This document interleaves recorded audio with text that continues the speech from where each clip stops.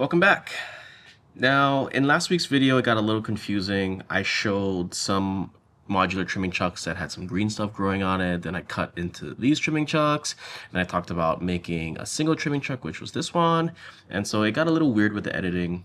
So just to kind of clarify, we are going to be making this in this week's video. I'm going to show you guys how to make the modular chucks, just because I want to show you two different approaches. And when stacking it, you can create a taller chuck that serves the same purpose as a larger one. And so to kind of make sure that you guys aren't too confused, this was actually made first, then I realized this was a little more difficult, and then I made this one, and then when I edited it together, I stitched two different videos together, so it got kind of confusing. So hopefully you're a little less confused now that I came out with this new video. And then the next two videos that are going to come out after this one is trimming a bottleneck vase using the larger trimming chuck, and then the second video trimming another bottle vase using the modular trimming chuck. So hopefully that makes things a little less confusing moving forward. And now let's go and resume the older video I shot, and the green chucks are going to come back for a little bit, and then we'll get started on making these guys. Thank you again for watching, and sorry for the confusion. But anyway, I have two different pieces, and the benefit of having two different are they're modular. You can basically stack one inside of the other so that you can trim pieces that have a longer neck or that may just be too tall to fit in here upside down. And so a good example is this vase that was in the shot. So if I flip this upside down and put it inside, you can hear it hitting the metal. Now, another thing you could do is try to flip your chuck upside down, and maybe the other side will prevent it from hitting, which in this case, it does work. Or let's say that didn't happen, you could take your pieces, center the first one, then take your next chuck, center this one, and that way you have an elevated trimming surface so that you could trim your piece while still ensuring that these two modular chucks are stuck together. So in this video, I'm going to show you guys how to make these chucks so that we can go ahead and trim the piece that we threw weeks ago that has a really long neck, so that we can finally finish that piece and finish this series. So let's go ahead and get started, and we're going to be using about 3 pounds of clay so that we can create one tall chuck. And if you want to make modular versions, you just make smaller versions of the chucks and use less clay. So let's go ahead and get started on making these from scratch. I got my 3-pound ball of clay. I'm gonna go ahead and get it centered like I normally do.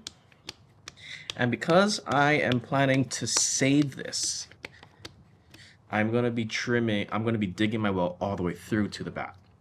So if you plan to make a chuck, but you're not going to be saving it, make sure you don't dig your well all the way to the bottom. So we add water and we get this centered like we normally do. And a few things to keep in mind when we make this chuck. We want to keep the walls a little on the thicker side, so anywhere from a 1/2 inch to 3/4, because we can always trim away the excess to make it thinner. But if you make it too thin, it's not the most durable, and you may have issues moving forward, especially if you have to make it bigger. So I'm going to go ahead and get this centered. So push down, just pour it up, and comb back down. And this clay is a little on the stiffer side, which is going to benefit the chuck, because I want to be able to use this today to trim the bottleneck vase that we've made in some previous videos. So it's more or less set up. I can get rid of this unevenness down here. And that's okay if it's a little uneven, because we're more focused on this top. And so I'm going to go ahead and dig my well. And one thing is, when we make this chuck, remember, we're digging all the way down to the wheel or the bat. So we want to make sure that when we dig, we're going all the way down to the very bottom.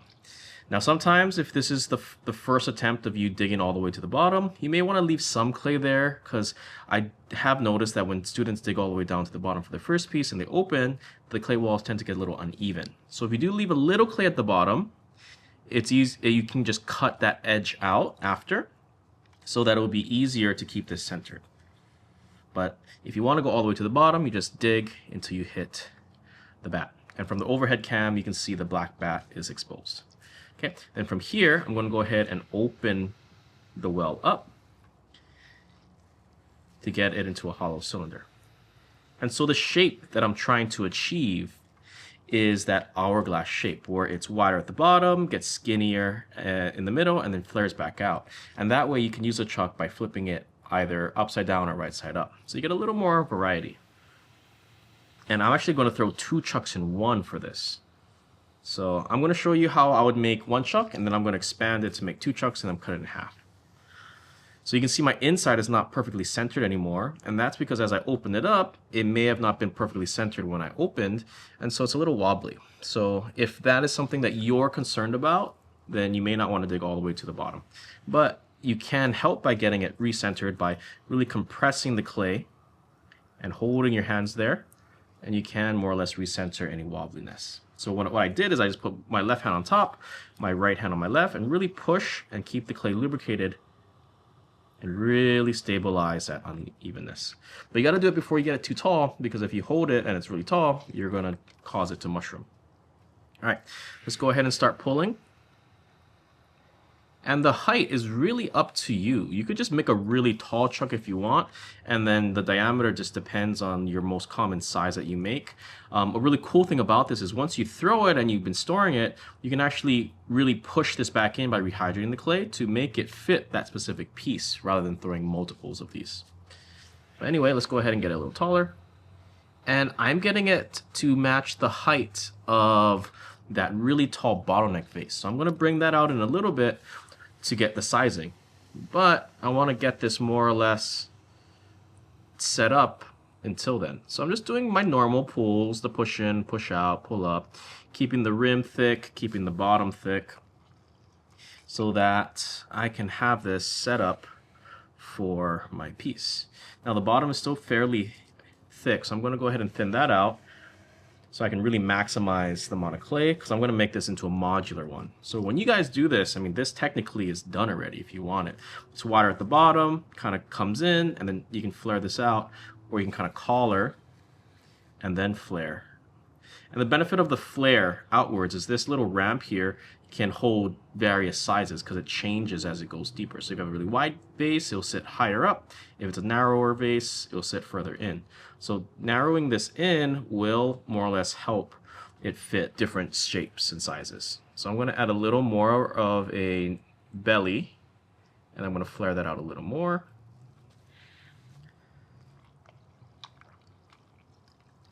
And you must be wondering, how am I going to make this into 2 chucks with 1 throw? And I'll show you that in a little bit, but I just want to kind of get this into 1 piece. So in case you are not making it into 2, you can more or less keep it like this. So I need this a little taller so I can fit that vase. So we're going to go ahead and kind of adjust this a little bit by making it a little straighter, so I have more clay to work with. And the bottom I'm going to pinch in a little more too.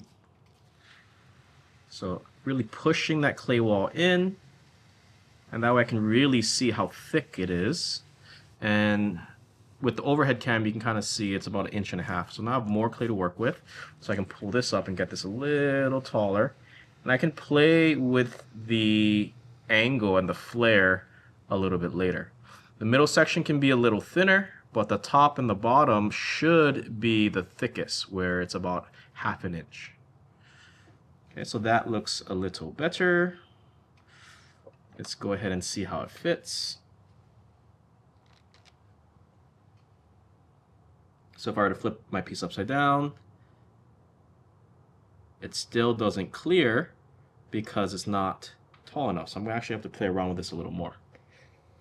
So one tip, when you make something that has a really long neck, you're gonna have to make your chuck a lot taller to fit. So I'm gonna collar this in, and that way you'll get some extra height.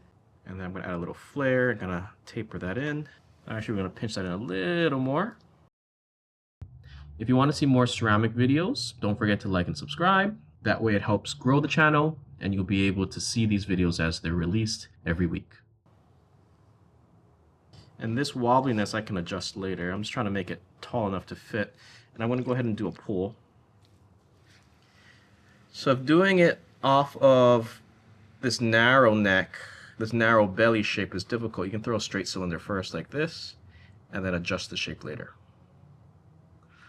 And if you struggle with throwing very tall pieces, I'm going to be making a video later on how to do that, but you would make it in 2 parts. Okay, so I'm pretty sure this will fit now. Let's get this part a little more narrow, see if it will indeed fit. So this is about 7 inches tall. See the test. And it fits. So if this was going to be my chuck, I basically will let it dry out. I could use a torch if I want to dry it to make it a little more usable faster, or you can let it sit out for a few hours. Let's fish the water out.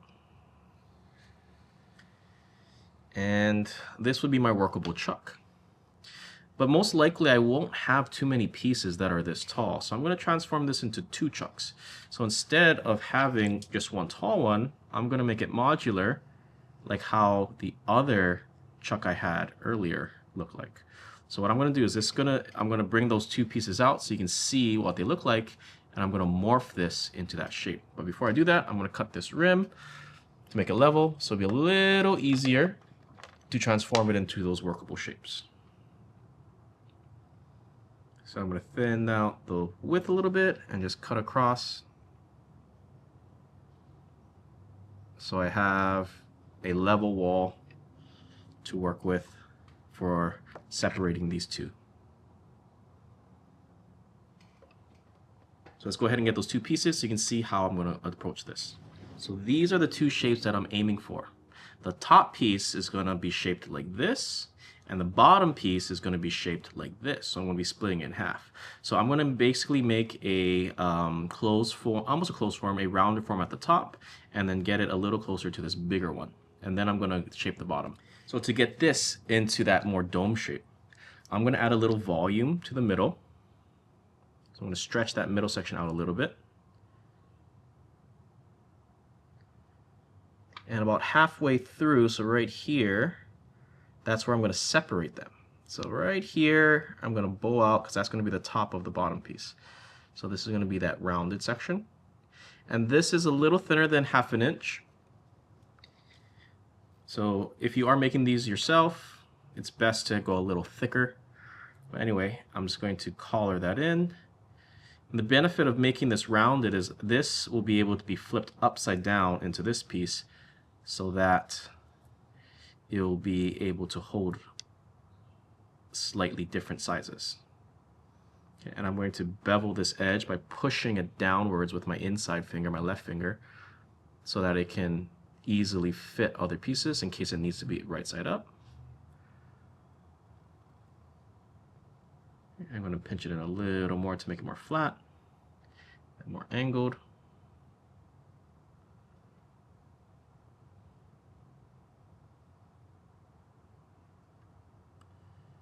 Okay, and this bottom section right here is where I'm going to separate them.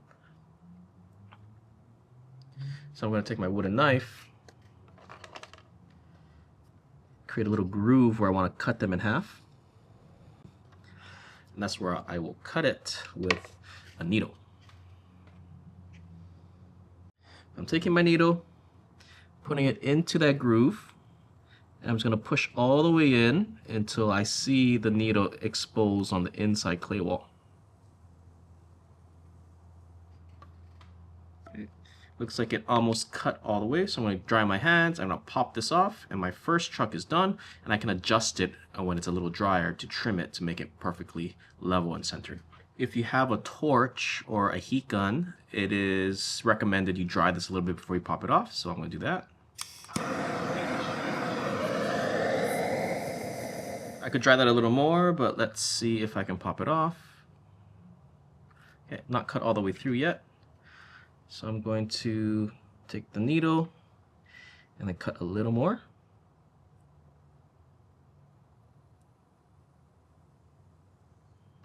Okay, and then right there, I'm pretty sure cut all the way through. So now I can go ahead and take it off. Okay, so I got my first chuck. I'm going to let it stiffen up on another board, and I'm going to start shaping this one so I can get this one created into my next chuck. So just like before,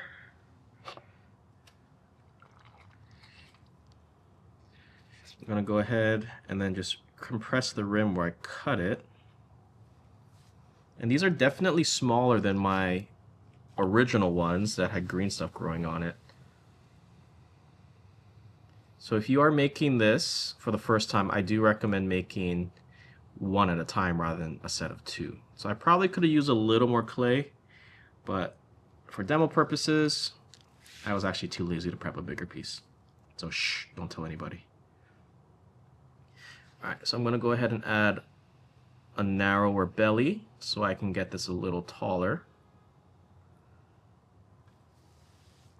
And my base is pretty thick, so I'm going to thin that out just a tad bit and add a little more clay to the surface areas. So distribute that up and down.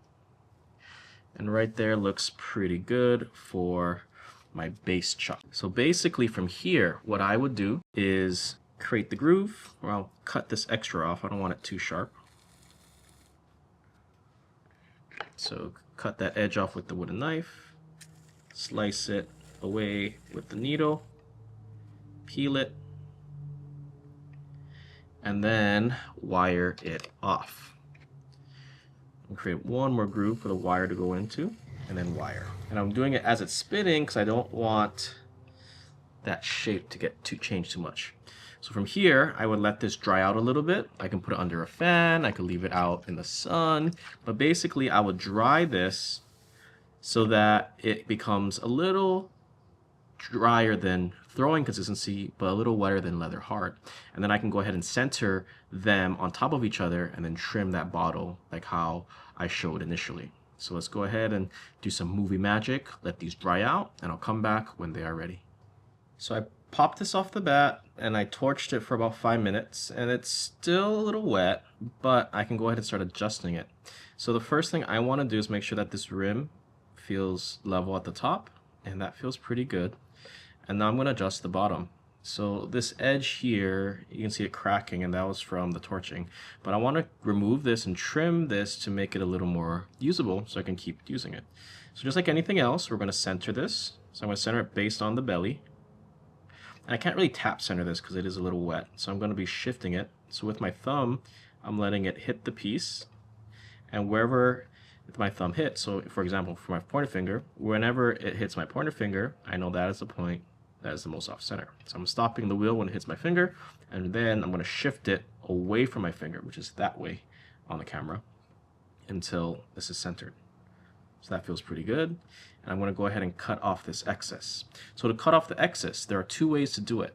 One, you use a needle, and then you just push down until that's gone, or two, use an X-Acto knife.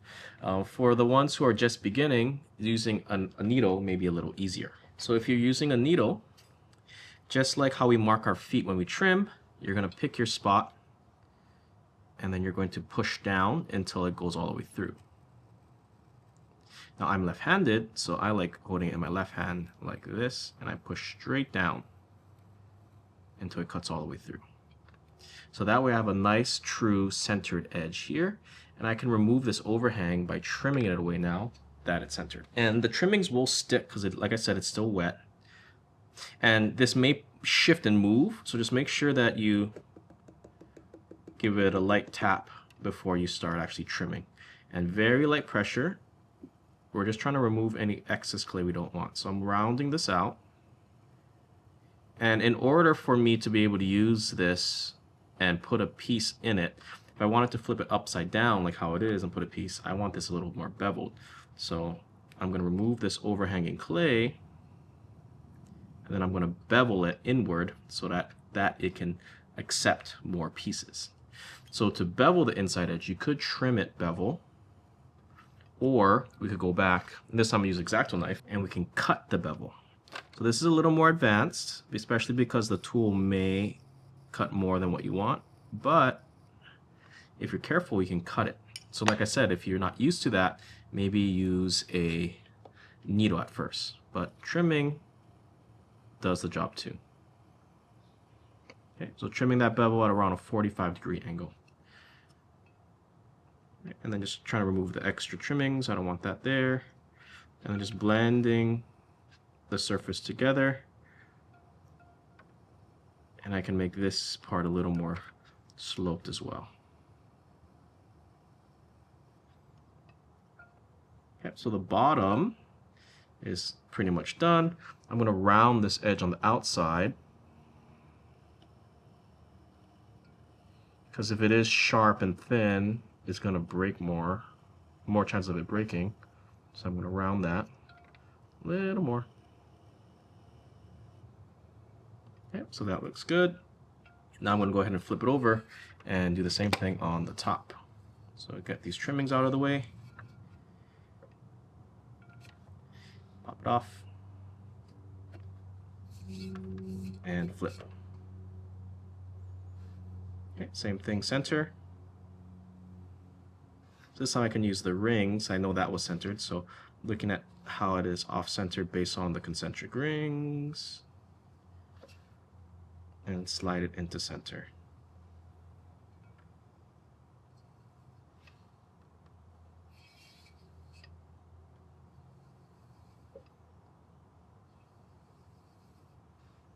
Alright, that looks pretty good. And the only thing I'm going to do on this one is just round this corner here, because that one's a little sharp.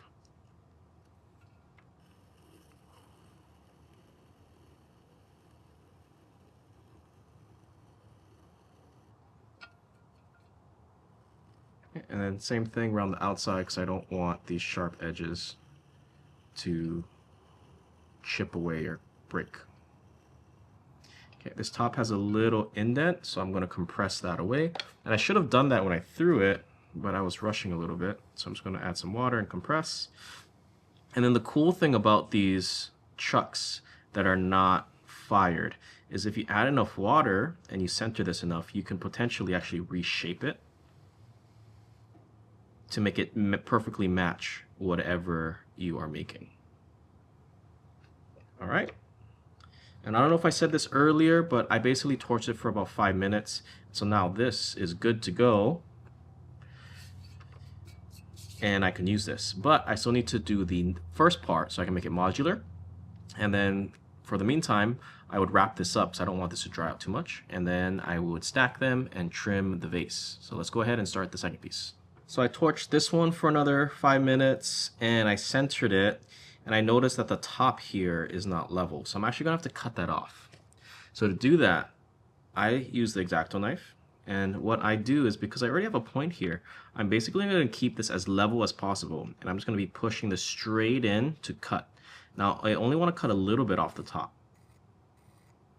And you can see it's a little uncentered from the overhead cam. So I'm just going to keep pushing this in, trying my best not to lift it or dig it. So I only want to cut what's not level. So right there, I cut the unevenness, and now that feels a little more even. I can go ahead and trim this to level. So if you're not comfortable cutting with the X-Acto knife, you could potentially trim it level, but it's a little harder because sometimes you end up just making it lower all the way around rather than just cutting the part that's on level. Okay, still feels a little unlevel, so what I'm going to do is I'm going to be creating a high point in the center. So I'm going to trim the outside, and I'm going to trim the inside. So I'm basically creating a bevel on both inside and out to create this point. And then with that point, I'm going to be using the X-Acto knife to then cut just the tip off, like how I did initially, to hopefully make this whole thing level again. Okay, there you go, it's in the center. And the benefit of cutting it this way is if you only have one high point now, which is the center. If you cut across, the odds of you cutting any lower or making it unlevel is a little less because you're just removing the top section. Okay, so then once again, float the X-Acto knife and slowly push it in to cut that little tip off. And it feels a lot more level now. Okay, so I'm going to prep this the same way by beveling this edge I'm going to remove this overhang. I don't need it as sharp. Make this a little wider. Remove some of this overhang just a little bit. Round the outside. Make this flat section a little bigger in case I need to ever flip it upside down. But odds are I would always use this as a top. And then I'm going to adjust the bottom. So let's go ahead and pop this off. And then I'm going to need to torch this side a little more because this side's still pretty wet, so I can trim it. So let's go ahead and center first. Okay, it feels pretty centered. Tap it down to get it stuck. And then torch just a little bit. Alright, and then we're going to do the same steps as we did the first chuck. So we're going to cut this edge off. So remember, I'm left-handed, so this is not my dominant hand that I'm cutting. But just to show you how to use X-Acto knife, you angle it inward, and I'm just pushing this edge in until I cut it all the way off.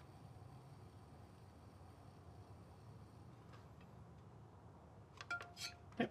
And then I'm just going to trim this like I normally would. So trimming the outside, get this overhang away.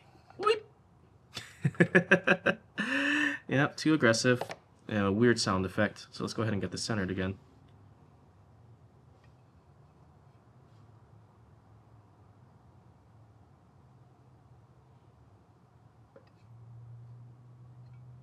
Okay.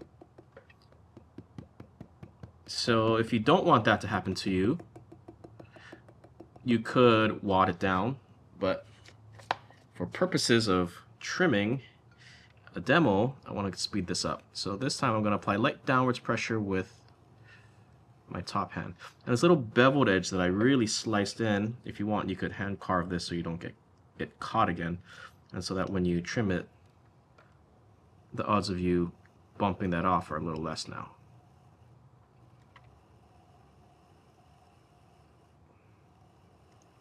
So when in doubt, always wad your piece. Don't get overconfident that it will stick, because that can cause issues. Alright, that edge is done. Now this inside edge, it is pretty sharp.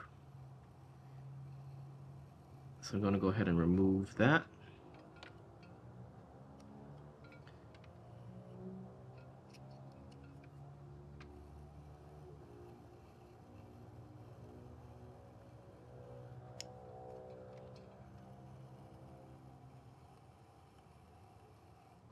And right there, looks pretty good.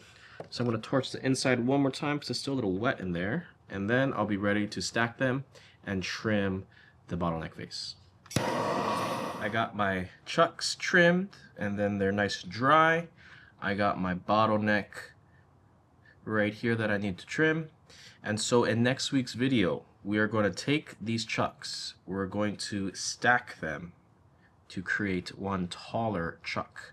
And then we're going to take the vase, flip it upside down, and place it inside to finally trim this to finish this piece off.